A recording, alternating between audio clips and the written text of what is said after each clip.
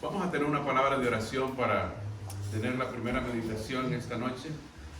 Señor Jesús, gracias te damos por este buen grupo de hermanos que estamos acá presentes alabando tu nombre. Amén. Señor, a este momento vamos a abrir tu palabra. Padre, un ser humano, pobre, pecador, el que la va a abrir, Señor. Pero, Señor, tu palabra tiene poder. Yo te pido que aquellos oídos que van a escuchar, aquel cerebro que va a discernir, a digerir, que Señor Jesús pueda captar lo bueno y desechar lo malo que hay en mí, Señor. Sí, Señor. Porque tú eres perfecto, Señor. Por eso te pido que tu palabra sea expuesta en esta mañana, en esta tarde. Y que, Señor, tú bendigas cada persona que la va a recibir. En el nombre de Cristo Jesús. Amén. Amén. La oración transformadora. Transformación, yo lo relaciono con perdón. No puede haber transformación si nosotros no somos perdonados o nosotros no somos capaces de perdonar. Por esa razón yo quiero pedirle a usted que me acompañe. Vamos a abrir la palabra de Dios y vamos a abrir en el libro de Mateo. En el libro de Mateo, y vamos a buscar el capítulo 6 y el versículo 12. Mateo capítulo 6, versículo 12. Yo quiero establecer la base, porque al final quiero llegar a la conclusión de lo que es la transformación, ¿sí? Mateo capítulo 6, versículo 12. Y es la oración que Jesús enseña a sus discípulos a orar, valga la redundancia. Dice el capítulo 6, versículo 12, dice: y perdónanos nuestras deudas, como también nosotros perdonamos a nuestros deudores. Esta oración, hermanos, a mí me parece un poco confusa. No sé si usted la ha analizado. Porque pareciera que Dios nos perdona si nosotros perdonamos. Dice, perdona nuestras ofensas, así como nosotros también perdonamos. Pareciera que Dios nos va a perdonar a nosotros si nosotros perdonamos. Pero sin embargo, el mensaje bíblico es que Dios nos perdona, sí o no. El perdón fue ayer, el perdón es hoy y el perdón será hasta que Cristo venga, hasta que Cristo cierre la puerta, hasta que Cristo haga el último llamado. Está disponible el perdón para nosotros. ¿Se recuerdan ahí en el Génesis cuando Adán y Eva pecaron? ¿Se arrepintió Adán y Eva? ¿Se dijeron, Señor, perdónanos porque pecamos? No, el perdón ya estaba disponible. Vino Dios y les dijo, ¿sabe qué? Yo los perdono ya. Adán y Eva no tuvieron que arrepentirse, no tuvieron que pedir perdón. Vino Dios y de una sola manera les adjudicó el perdón, hermanos queridos. El perdón estaba disponible para ellos. Hermanos, el perdón está disponible para nosotros aún. Amén. El perdón está disponible para ti. El perdón está disponible para mí. El perdón está. Solamente tú tienes que aceptar a Jesucristo, pedir perdón por tus pecados y Él te lo da. No tienes que hacer nada. No tienes que perdonar a otros. El problema, hermanos queridos, es que cuando nosotros no perdonamos, a nosotros nos cuesta descubrir que realmente el perdón viene de Dios. Nos cuesta descubrir el perdón de Dios. Cuando se ha fijado usted, hay personas, conozco personas amargadas que no les gusta perdonar. En la familia hay muchas personas, no sé si usted tiene familiares que no puedo perdonar, más que todo en nuestra familia saben esas cosas. ¿Sabe por qué? Esas personas que no pueden perdonar, les cuesta aceptar el perdón de Dios porque no creen que Dios es capaz de perdonar. Porque nosotros bajamos a Dios a nuestra altura. Sin embargo, Dios ya te perdonó. Dios ya te perdonó. Esta es la base para lo que yo quiero llegar, hermanos. Yo quiero ahora que usted me acompañe ahí mismo en el libro de Mateo, en el capítulo 22. Y vamos a ver unos personajes interesantes en la Biblia. ahí en Mateo capítulo 22 y el versículo 32.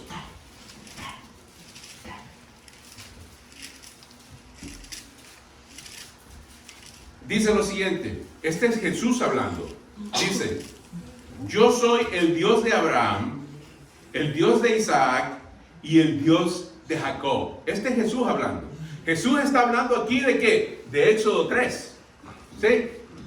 Jesús está haciendo referencia a la Biblia. Dice, yo soy el Dios ¿de quién? De Abraham, de Isaac y ¿de quién? Y de Jacob. Ahora, yo quiero hacer una pregunta.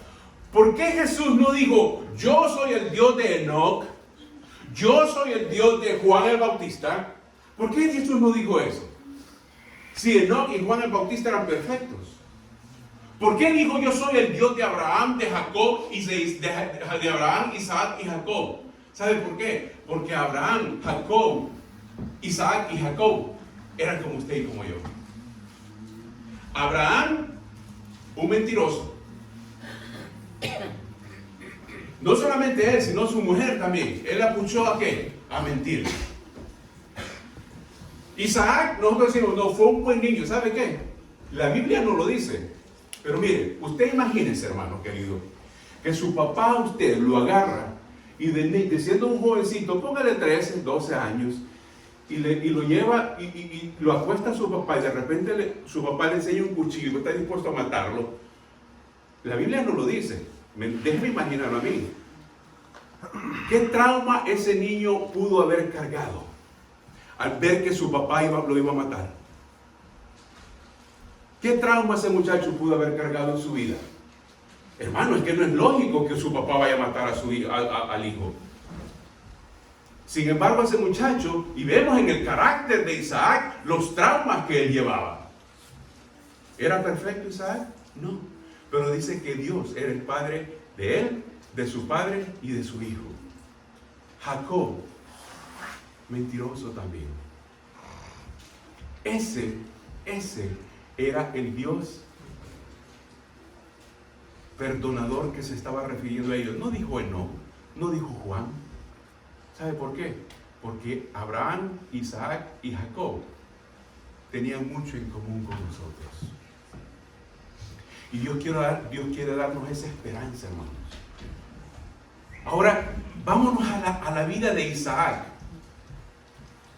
¿Quién de ustedes vio una serie que en español se llamaba La Familia Ingalls? Allá atrás, allá por los años 70, La Familia Ingalls, ¿verdad? The Little House on the Prairie, ¿verdad? ¿Qué familia tan bonita? ¿Usted se imagina que así era Isaac, la familia de Isaac? No, hermanos. ¿Quién ha visto Los Simpsons? Yo me imagino que la familia de Isaac era como Los Simpsons, completamente disfuncional. Era un caos esa familia. La familia de Jacob, la familia de Jacob era un caos completamente. Y es allí donde yo me quiero centrar, hermanos, porque la transformación viene a través del perdón. Y todos sabemos quiénes eran los hijos de Isaac, ¿sí? Todos sabemos que los hijos de Isaac eran malos, de Jacob, eran perversos, eran malos, odiaban a su hermano, a tal punto que lo vendieron a su hermano José. Lo vendieron por unas monedas de plata. Eran tan malos que no les importó que su padre sufriera por más de 15 años la muerte de su hijo. Su padre lo veía llorar, creo yo, todos los días, porque él ni siquiera sabía dónde estaba enterrado su hijo. No veía no sabía ni dónde estaban los huesos de su hijo, y ellos lo veían llorar y no se arrepentían. Esos eran los hijos de Jacob. Vendieron a su hermano. Tenía 17 años cuando lo vendieron. Ese muchachito decidió ser fiel a Dios. Ese muchachito estuvo 2 años preso.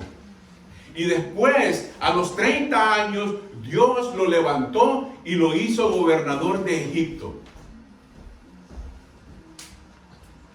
Y aquí viene lo curioso, hermanos.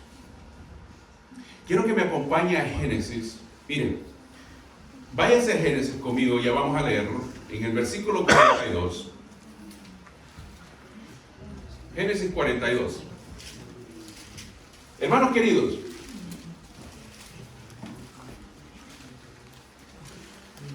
¿sabe usted?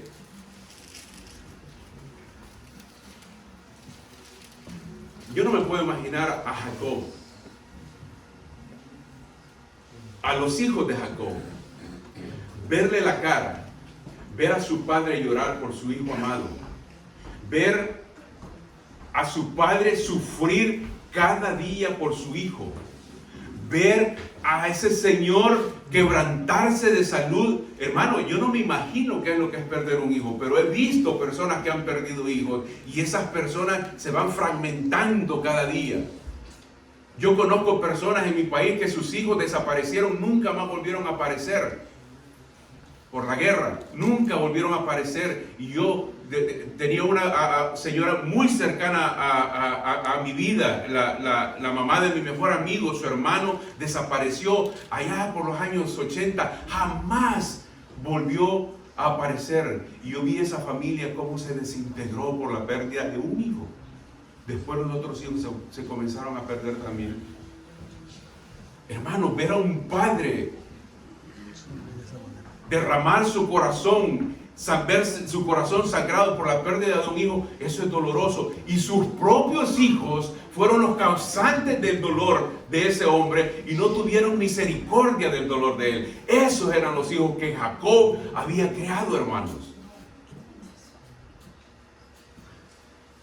Esos eran los hijos que Jacob había criado.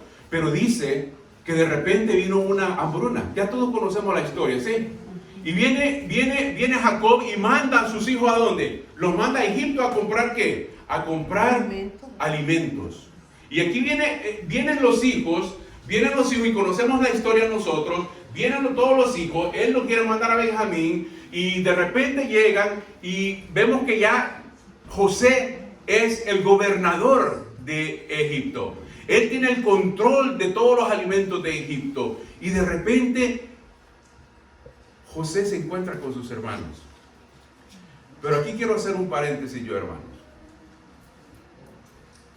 José, en esos 17 años que estuvo separado de su familia, él aprendió a perdonar. Y lo vamos a ver a través de la Biblia porque aprendió a perdonar. En el capítulo 42, versículo 8, dice lo siguiente. Acompáñame a Génesis capítulo 42, versículo 8. Génesis capítulo 42.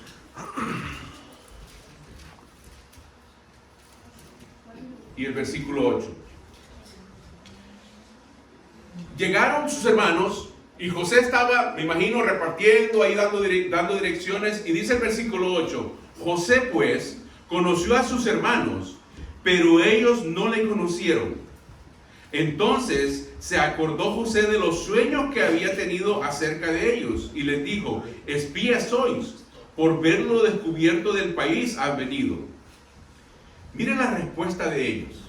Esta respuesta es sumamente interesante. Ellos le respondieron: no, Señor nuestro, sino que tus siervos han venido a comprar alimentos. Todos somos hijos de un varón. Somos hombres, ¿qué dice la Biblia?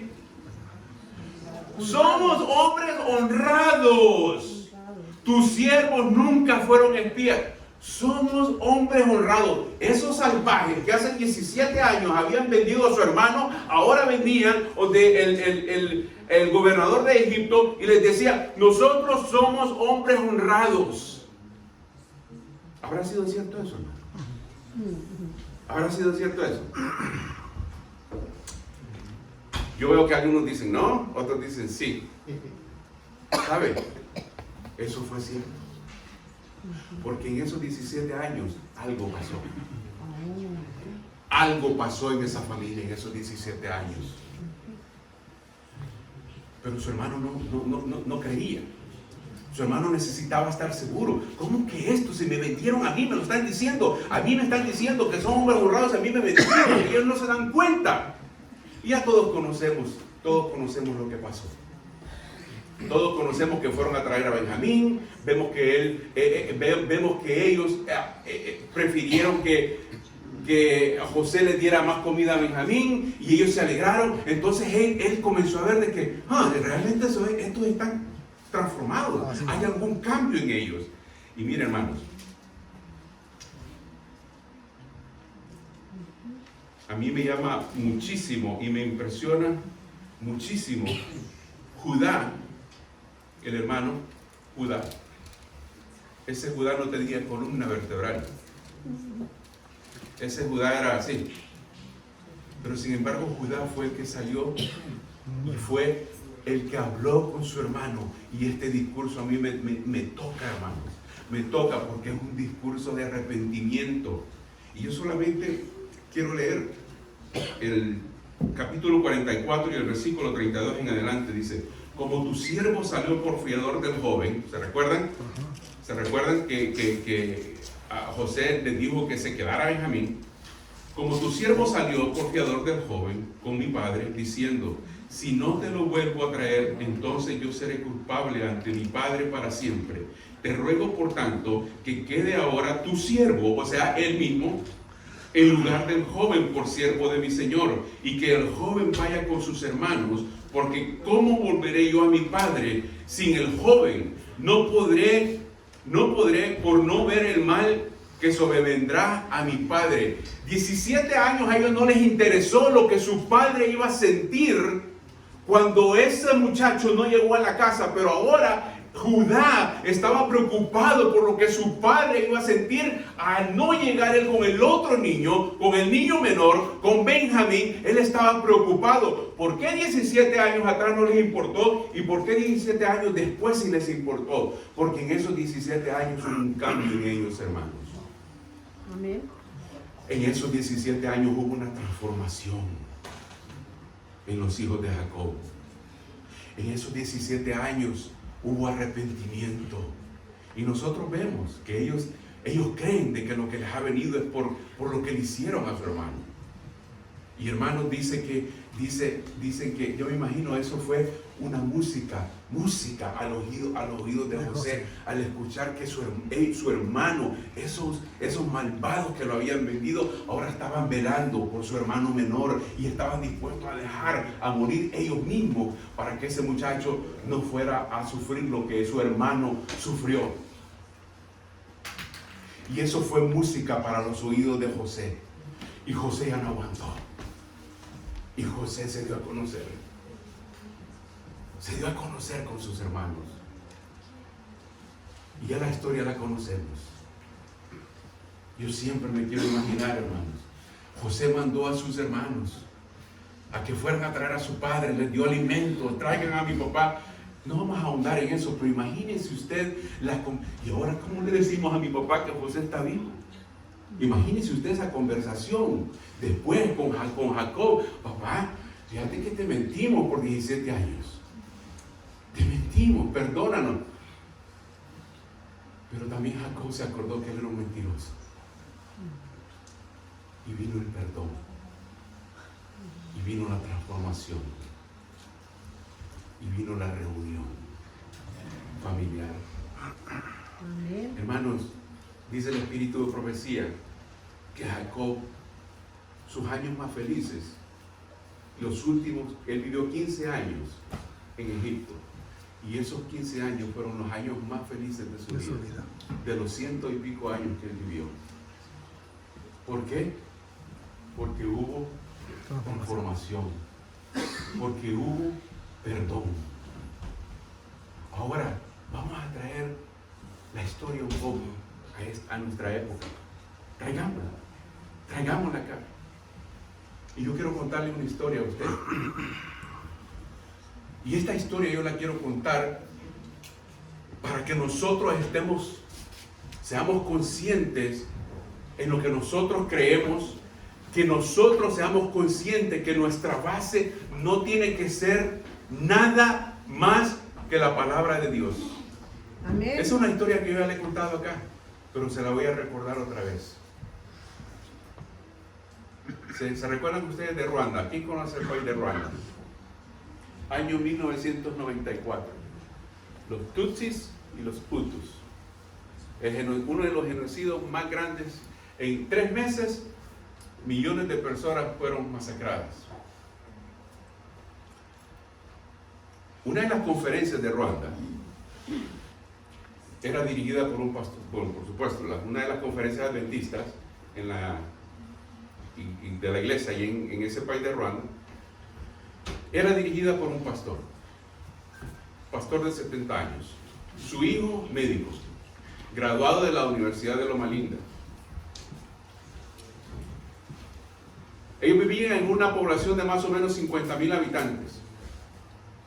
Su iglesia, una de sus iglesias le llamó y le dijeron de que ellos iban a morir. Eran tutsis.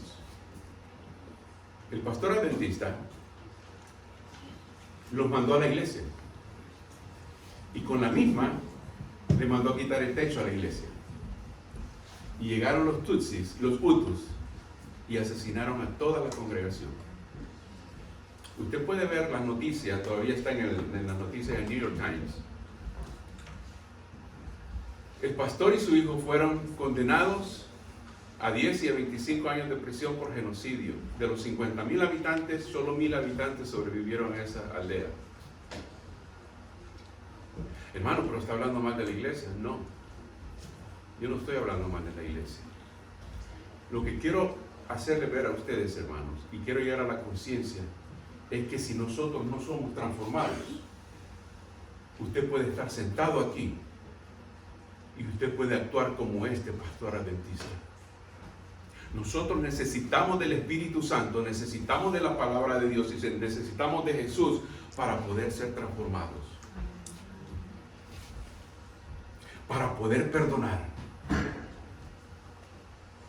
No podemos, hermanos queridos, no podemos nosotros ver a ningún ser humano, no podemos seguir a ningún ser humano.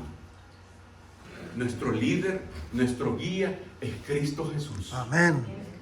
Porque, hermano querido, si no, téngalo por seguro, si nosotros no somos transformados, nosotros no podemos perdonar y ser perdonados. Hermanos, ¿cuántos de ustedes no han tenido, si nosotros, cada uno de nosotros acá diera su testimonio, podemos ver, se escribirían libros, hermanos, de ver del poder del Espíritu Santo. Amén. Se habla de la oración, se habla mucho de la oración y que la oración es una ciencia. Yo hablando con Mayra y le pregunto, ¿realmente la oración es una ciencia? Si la oración es tan sencillo, llegar a la oración, llegar donde Dios, llegar donde Jesús es tan sencillo y es tan accesible. Pero muchas personas escriben libros y libros y libros que a veces nos confunden. Cuando llegar a Dios es tan sencillo, hermano. Solo arrodíllate. Si tienes el espacio y el tiempo de arrodillarte, si no hablas con Jesús, con tu trabajo. Yo le digo a Mayra, a veces yo estoy en mi trabajo y yo le digo a Jesús, Señor, ¿qué es lo que tengo que ordenar aquí? Y en tu trabajo comienza a hablar y deja que el Espíritu Santo comience a hacer ese cambio, esa transformación en tu vida. Hermanos, solo tengo 5 minutos, pero solo quiero leer algo bien interesante que yo le encontré en el libro del Conflicto de los Siglos. Y tiene que ver mucho con lo que este pastor de Ruanda hizo. Dice el Conflicto de los Siglos, capítulo 39, dice: conforme vaya acercándose la tempestad, aquellos que profesaron creer en el mensaje del tercer ángel, pero no fueron santificados por la obediencia a la verdad, o sea, no fueron transformados, abandonarán su fe e irán a engrosar las filas de la oposición, uniéndose con el mundo y participando de su espíritu. Llegarán a ver las cosas casi bajo el mismo aspecto, así que cuando llegue la hora de prueba, estarán preparados para situarse del lado más fácil y de mayor popularidad. Hombres de talento y de elocuencia, que se gozaron un día de la verdad, emplearán sus facultades para seducir y descarriar almas. Se convertirán en los enemigos más encarnizados de sus hermanos de antaño. Cuando los observadores del sábado sean llevados ante los tribunales para responder por su fe, estos apóstatas serán los agentes más activos de Satanás para calumniarlos y acusarlos y para incitar a los magistrados contra ellos por medio de falsos informes e insinuaciones.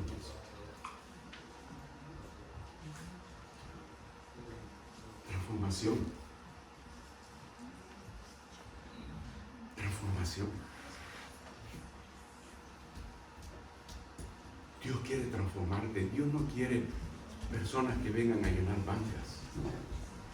Dios quiere transformarte. La otra vez le estaba comentando a alguien, creo que a la hermana Karina, ¿sabe qué? Todos los que estamos aquí tenemos un lugar muy especial en el cielo. Millones y millones de ángeles salieron apóstatas. Ese espacio de que dejaron esos ángeles es el espacio que Dios quiere llenar contigo, contigo, contigo y conmigo. Amén.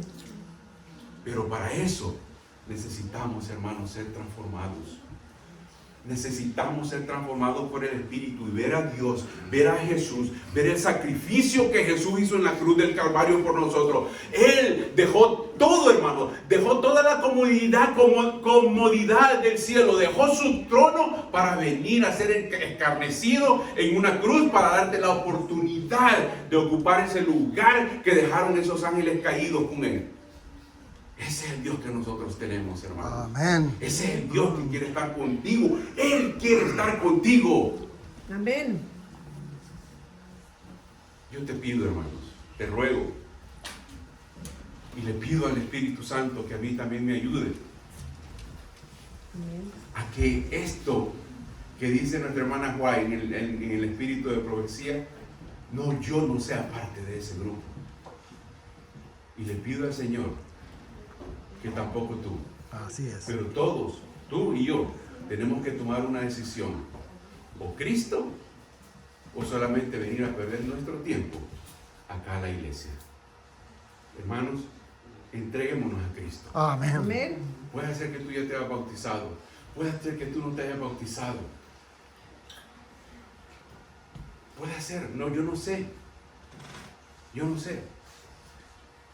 Dice Juan 16:16, Marcos 16:16, el que creyere y fuese bautizado, dice, no solamente es creer, todo el mundo cree en Dios, cree en Jesús, cree en esto, no, el que creyese y sea bautizado, ese será salvo. Amén. Amén. Que Dios nos bendiga, hermanos. Amén. Gracias. Oremos. Señor, te hemos fallado, Señor. Hemos traicionado tu nombre, hemos traicionado lo que tú has hecho por nosotros. Pero yo estoy seguro que estás dispuesto a perdonarnos porque nos amas, Señor. Por eso te ruego, Señor mi Dios, que por favor esta congregación sea bendecida con tu Espíritu. Que tú nos transformes, Señor mi Dios. Que podamos practicar la oración, que podamos hacernos compañeros tuyos, que podamos nosotros depender de ti, Señor, para experimentar una transformación completa en nuestras vidas. Amén. Nuestros caracteres son débiles, Señor, y por eso necesitamos de ti, para que sean fortalecidos junto a nuestra fe. Amén. Y que el Señor Jesús nos prepare para encontrarnos junto a ti. En el nombre de Él lo pedimos. Amén. Amén.